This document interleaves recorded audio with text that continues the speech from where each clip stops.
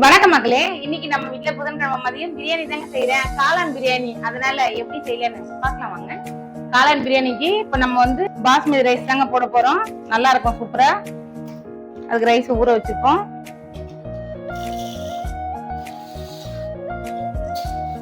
ஒரு கப்பு போட்டேன், அரை கப்பு போட்டிருக்கேன், 1.5 கப்பு போட்டிருக்கேன். குக்கர்ல செஞ்சா 1க்கு 1.5 தண்ணி வைக்கலாங்க. பாத்திரத்துல செய்யறது 1க்கு 2 வைங்க, அப்பதான் கரெக்டா இருக்கும். ஊறதுக்கு தண்ணி வச்சுக்கோங்க, பிரியாணி ரைஸ் ஊறதுக்கு.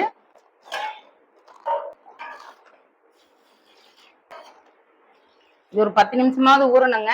நம்ம அதுங்கிட்ட ரெடி பண்றதுங்காட்டியும் சரியா இருக்கும். எல்லாம் நம்ம ரெடி பண்ணி வச்சிருக்கோம். அதனால இப்பயே தண்ணி ஊத்தி ஊற வச்சிட்டோம்னா பாத்திரம் வச்சு வதக்குறதுங்காட்டியும் அரிசி ஊறிடும்.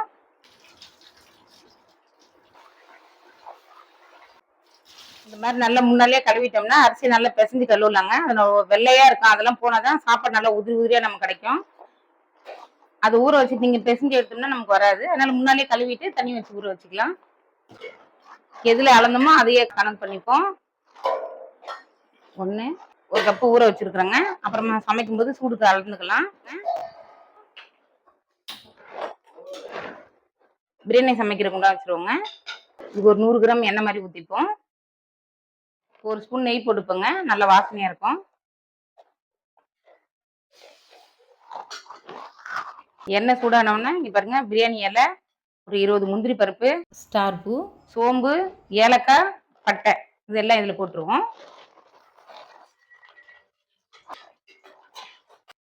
ஒரு 4 பெரிய வெங்காயம் நல்லா கட் பண்ணி வச்சிருக்கோம் பொடியா, இதை போட்டுப்போம்.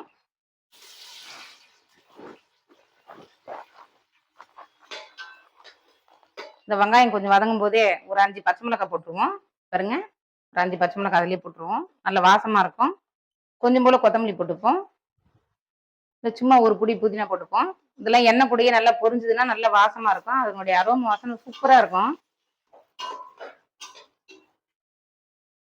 அவ்வளவுதாங்க, வெங்காயம் வதங்கிருக்கு. இந்த நேரத்துல ஒரு 2 ஸ்பூன் இஞ்சி பூண்டு பேஸ்ட் போட்டுப்போம். ஃப்ரெஷ்ஷா அரைச்சி போடுறோம். நான் எப்பயுமே அரைச்சி பாட்டில்ல வச்சுப்பேன். அவ்வளவுதாங்க, இஞ்சி பூண்டு பச்சை வாசனை போட்டோம். இந்த ஸ்டேஜில் என்ன பண்ணணும், வெறும் மிளகா வத்தலுங்க. இஞ்சி பூண்டு பேஸ்ட்டு எல்லாம் வெங்காயம் எல்லாம் வதங்கின ஸ்டேஜில் ஒரு ஸ்பூன் மிளகாத்தூளுங்க போட்டு, இந்த நேரத்திலேயே இந்த வெங்காயம் போட்டு வதக்கும் போதே இது போட்டு வதக்கிட்டீங்கன்னு வச்சுங்களேன், நல்லா இருக்கும் கலரா பாக்குறதுக்கு. இது கலர் பொடியெல்லாம் போடணும்னு அவசியமே கிடையாது பிரியாணிக்கு. இதுவே நல்ல சர்ன்னு சூப்பர் கலரா வந்துடும்.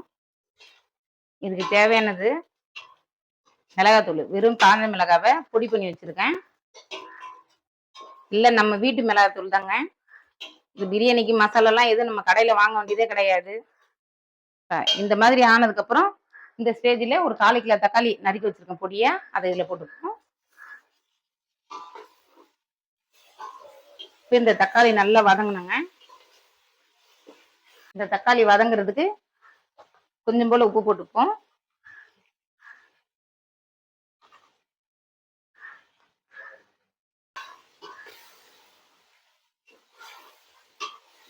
இந்த நேரத்துல கொஞ்சம் மூடி போட்டு வச்சிருவோங்க. தக்காளி நல்லா ஒரு மாதிரி மெலிட்டாகட்டும். தக்காளி நல்லா வெந்து எண்ணெய் கக்கும் போது தயிர் ஊற்றணும். தக்காளியும் தோல்ல விட்டு வந்துருச்சு, நல்லா இந்த ஸ்டேஜில் இருக்கணும்.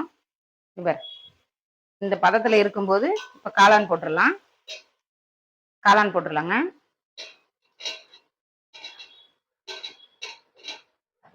ரெண்டு காளான் வாங்கி கட் பண்ணி வச்சிருக்கேன். கட் பண்ணி நல்லா அலசி வச்சிருக்கேன்.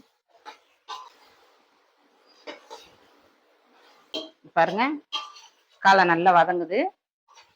இந்த வதங்குற ஸ்டேஜில் தேவையான அளவு தயிர் போட்டுப்போம். நம்ம வீட்டில் உரக்குத்துன தயிருங்க. இது பாருங்க,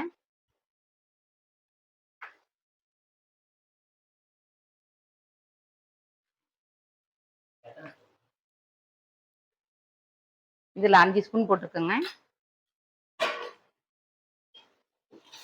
இது நல்லா பரட்டி விட்டுருவோம். இதுல 1 கப்பு தண்ணி ஊற்றி ஊற வச்சிருக்கோங்க. இப்ப அரிசி போட்டுருவோம்.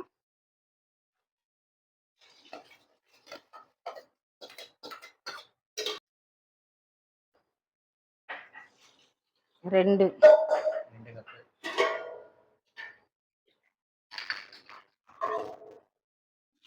3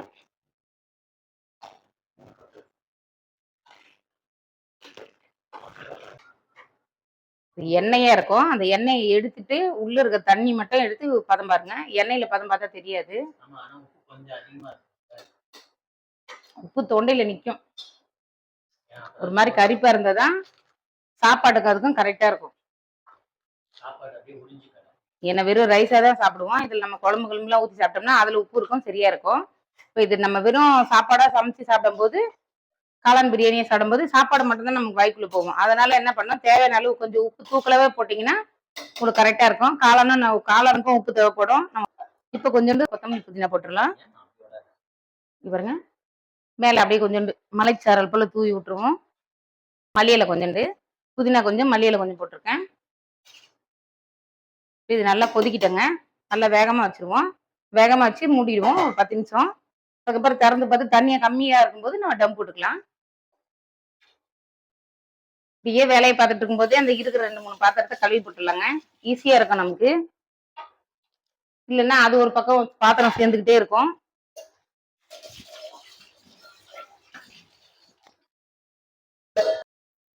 அப்படியே ரெடி பண்ணிடுவோம். தயிர் பச்சடி ரெடி பண்ணிடலாம். பாருங்க, சாப்பாடு டம்ல இருக்கு. பிரியாணி டம் போட்டிருக்கேன். லைட்டா நல்லா தயிரை நல்லா உடைச்சிருவோம்.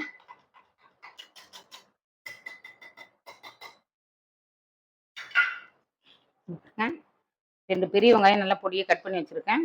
அதை நல்லா ஒரு பிசைஞ்சிருவோம். பிசைஞ்சு தயிர் பச்சடி பண்ணாதான் சூப்பரா இருக்கும். உதிரி உதிரியா இருந்தா நல்லா இருக்கும் தயிர் பச்சடி. இந்த வெங்காயத்தை இதில் போட்டுருவோம். ஒரு பெரிய வெள்ளரி கட் பண்ணி வச்சிருக்கேன், அதையும் இதில் போட்டுருவோம். ஒரு தக்காளி குட்டியை கட் பண்ணி வச்சிருக்கேன், போட்டுப்போம். டேஸ்டா இருக்கும் சாப்பிட்றதுக்கு. 2 மல்லியில போட்டுப்போம். உப்பு மட்டும் இப்போ போட்டுறாதீங்க. உப்பு போட்டோம்னா தயிர் நீத்து போயிடும். ஏன்னா வெள்ளரிக்காயில் தண்ணி இருக்கு, வெங்காயத்துல தண்ணி இருக்கு. ஒரு மாதிரி தண்ணியா நீத்துரும். நல்லா சாப்பிட போற ஸ்டேஜில் உப்பு போட்டுக்கலாம், இல்லை உப்பு போட்டதை கூட சாப்பிடலாம், நல்லா தான் இருக்கும். பாருங்க, இந்த மாதிரி பிரண்டு இருக்காது. இந்த மாதிரி இது எல்லோட ஒன்னோட ஒண்ணு உறவு சேர்ந்துருக்கு பார்த்தீங்களா?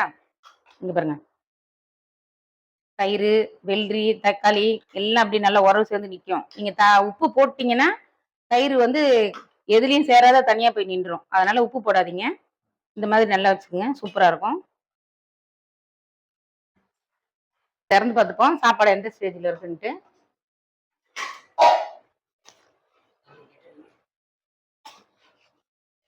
அப்படியே ஒரு பரட்டி விட்டுருவோம். ரைஸ் உடையாத பிரட்டுங்க, சூப்பரா இருக்கும். இங்க பாருங்க, பதம் பார்த்துக்குங்க. நடு அரிசியா இருக்கு. ஏன்னா நம்ம ரைஸ் வேக வச்சு போடல, அப்படியே அரிசியா போட்டிருக்கோம். 2 பரட்டி விட்டுருங்க. இப்போ இந்த ஸ்டேஜில் கூட நீங்க உப்பு பார்த்தீங்கன்னா உங்களுக்கு தெரியும். ஏன்னா அரிசி வந்து உப்பு இழுக்கும்.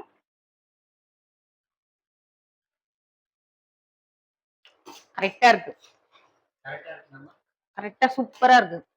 அதாவது நான் கொஞ்சம் உப்பு கூடலாம் தான் இருக்கும், ஆனா கரெக்டா ஆயிடும். பாருங்க, இந்த ஸ்டேஜில் டம் போடாதீங்க. தண்ணி எல்லாம் கொஞ்சம் இருக்கும். நம்ம இருகு ஸ்டேஜில் போட்டுப்போம். இன்னும் கொஞ்சம் தண்ணி சுண்டட்டும். எப்பயுமே கையோட அந்த பாத்திரத்தை கழுவி வச்சிருவாங்க. அப்பதான் நமக்கு வேலை ரொம்ப ஈஸியா இருக்கும். சாப்பிட்டோமா கொஞ்ச நேரம் ரெஸ்ட் எடுக்கலாம். நல்லா தண்ணி குறைஞ்சிருச்சுங்க. பாருங்க, அப்படியே லைட்டா ஒரு பரட்டு. தெரியாத ரொம்ப பிரட்டிடக்கூடாது. சும்மா அப்படி அந்த அடியில ஒரு காந்தல் இருக்கும், அதை மட்டும் எடுத்து விட்டுட்டு அவ்வளவுதாங்க. இந்த ஸ்டேஜில் இது மூடிடுவோம். மூடிட்டு அவ்வளவுதான், நல்லா ஸ்லோ பண்ணிடணும். ஸ்லோ பண்ணாலே போதுங்க. ஸ்லோ பண்ணி டம்ல வைக்கிறதுக்கு நான் ஒரு மெத்தட் பயன்படுத்துவேன். இங்க பாருங்க, ஒரு பாத்திரத்தை கவுத்துட்டு இடிக்கல தூக்கி மேல வச்சிருவேன். அவ்வளவுதாங்க, டம் ஆயிடும். இந்த சைட்ல காத்தெல்லாம் வராது. அப்படியே போட்டாலும் சாப்பாடு வேகும். இருந்தாலும் எனக்கு ஒரு 5 நிமிஷம் இந்த மாதிரி போட்டோம்னா கொஞ்சம் கரெக்டா இருக்கும். அது கொஞ்சம் வேகமா இருக்கும், அதனால ஸ்லோவா படுத்தியாச்சு. இதுல தூக்கி வச்சிடணும்.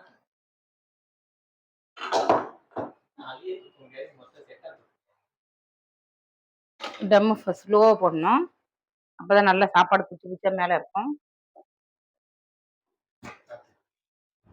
இப்போ அது டம்ல இருக்க ஒரு நேரம் ஒரு 10 நிமிஷத்துக்குள்ள ஒரு சின்னதா ஒரு ஸ்வீட் பண்ணிடுவாங்க. என்ன ஸ்வீட் தான் சேமியா தான் இருக்கு.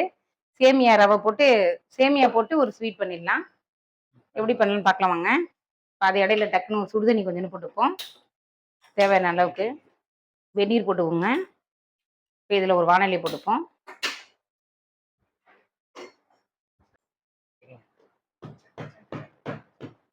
நெய் ஊற்றிப்போம்.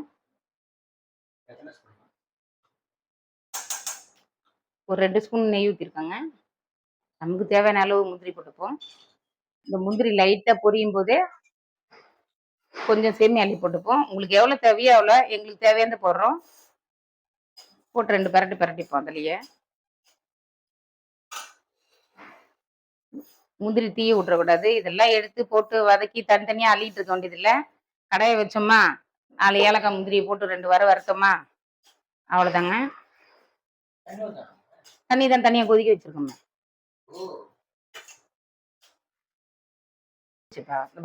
அப்படியே நிறம் மாறிச்சு தெரியுதா? இந்த ஸ்டேஜில் என்ன பண்ணணும், சுடுதண்ணி தேவையான அளவுக்கு ஒரு எவ்வளோ போடுறீங்களோ அதுக்கேற்ற மாதிரி இப்போ வரைக்கும் ஊற்றி பாருங்க. அவ்வளோதான் ரவை ஊற்றுற ஸ்டேஜ். அந்த ரவைக்கு மேலே முழுகி நிற்கணும், இந்த சேமியாக்கு மேலே முழுகி நிற்கணும். அதுதான் அதுக்கு தேவையான தண்ணி.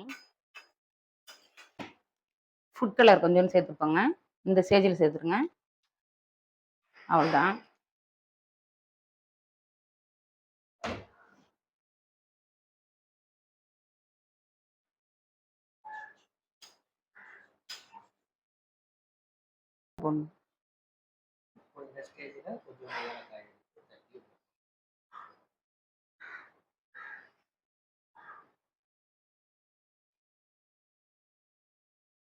இந்த ஸ்டேஜில் கொஞ்சம் ஏலக்காய் போட்டுப்போம். ஒரு 3 ஏலக்காய் நல்லது நான் நச்சு வச்சுருக்கேன்.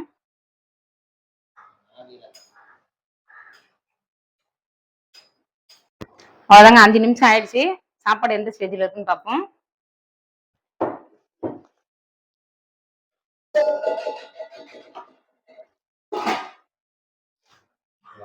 இங்க பாருங்க, சைடாக அப்படி தூக்கி பாருங்க, தண்ணி இல்லையா? அவ்வளோதான்.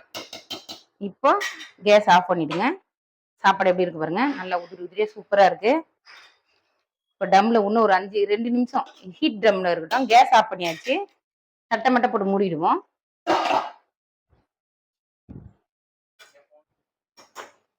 கேசரியில் தண்ணி இருக்கக்கூடாது. ஏன்னா ஜீனி போட்டோம்னா ஜீனிலேருந்து தண்ணி வரும். நல்லா தண்ணி வத்திருச்சு. இப்போ நம்ம ஜீனி போட்டுப்போம்.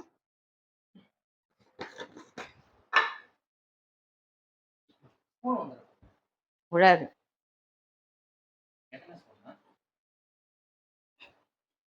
ஸ்பூன் கணக்கு பார்த்தீங்கன்னா ஒரு 10 ஸ்பூன் போட வேண்டியது இருக்கும். அவ்வளோதாங்க. போதும் ஜீனி போதும். இந்த ஸ்டேஜில் நல்லா 2 பெரட்டி விட்டுருவோம். நெய்லாம் அதான் சொல்றேன், தண்ணி ஆயிடும். இப்போ அதுக்கு நிறைய தண்ணி இருக்கும்போது சக்கரை போட்டோம்னு வச்சுக்கேன், ரொம்ப தண்ணி ஆயிடும். அதனால தண்ணி நல்லா சுண்ணதுக்கு அப்புறம் சக்கரை போட்டிங்கன்னா கரெக்டாக இருக்கும். அவ்வளோதாங்க. மதியானம் சமையல் நம்ம வீட்டில் ரெடி ஆயிடுச்சு. காளான் பிரியாணி பண்ணியிருக்கேன், சேமியா கேசரி பண்ணியிருக்கேன், செம்மையா இருக்கும். இங்க பாருங்க, காளான் பிரியாணி ரெடி ஆயிடுச்சு. அது டம்ல இருக்கிறதுக்காட்டி என் கேசரி ரெடி பண்ணியாச்சு. இங்க பாருங்க, சும்மா அப்படியே சூப்பரா உதிரி உதிரியா ஜம்முன்னு இருக்கு பாருங்க. அவ்வளவுதாங்க. கீழே எடுத்து வைக்கிறேன் தெரியும்.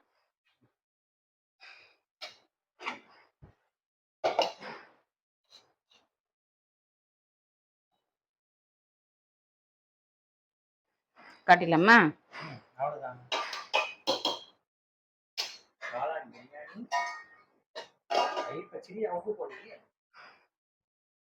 வரேன்.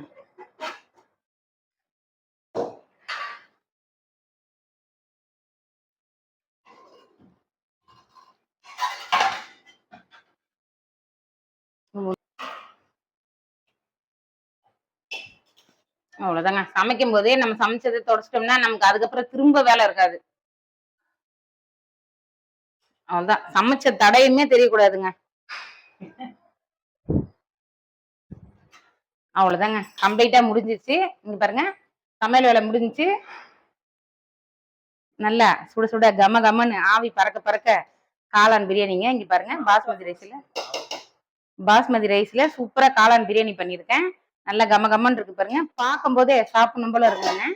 இங்க பாருங்க அந்த நேரத்துல கொஞ்சம் கிடைச்ச நேரத்துல இங்க பாருங்க சூப்பரா சேமியா கேசரி பண்ணியிருக்கேன். நல்லா முந்திரி பருப்பு நெய் போட்டு வறுத்து சேமியா கேசரி பண்ணியிருக்கேன். இன்னும் கொஞ்சம் நேரத்துல நல்லா உதிரி உதிரியா இருக்கும் அந்த கேசரி. தயிர் பச்சடி ரெடி பண்ணி வச்சிருக்கேன். வெள்ளரிக்காய் வெங்காயம் தக்காளி எல்லாம் போட்டு தயிர் பச்சடி ரெடி பண்ணியிருக்கேன். வாங்க மக்களே சாப்பிடலாம்.